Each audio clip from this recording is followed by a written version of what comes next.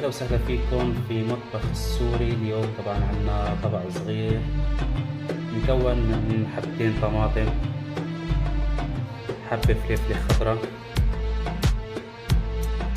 حبة كوسة، حبة باذنجان، رأس صغير من البصل،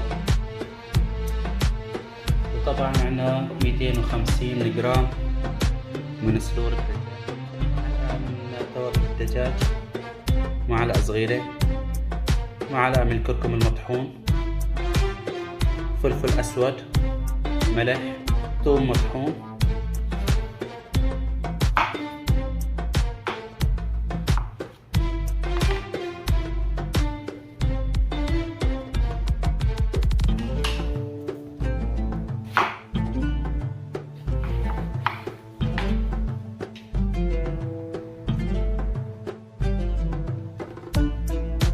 فلفل أخضر، بصل، حبة من الباذنجان مقطعة بهالشكل هذا، حبة من الكوسة،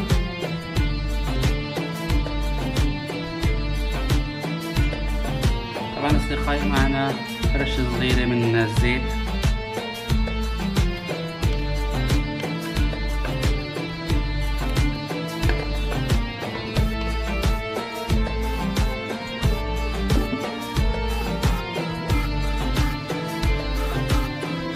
طبعا أصدقائي بعد ما شوحنا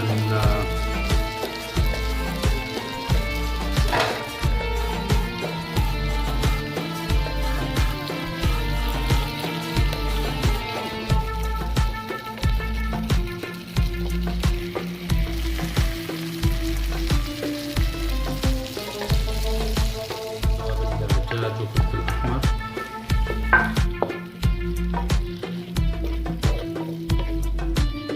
طبعا أصدقائي بنغطيهم هلا ونتركهم على نار هادية ونرجع لكم.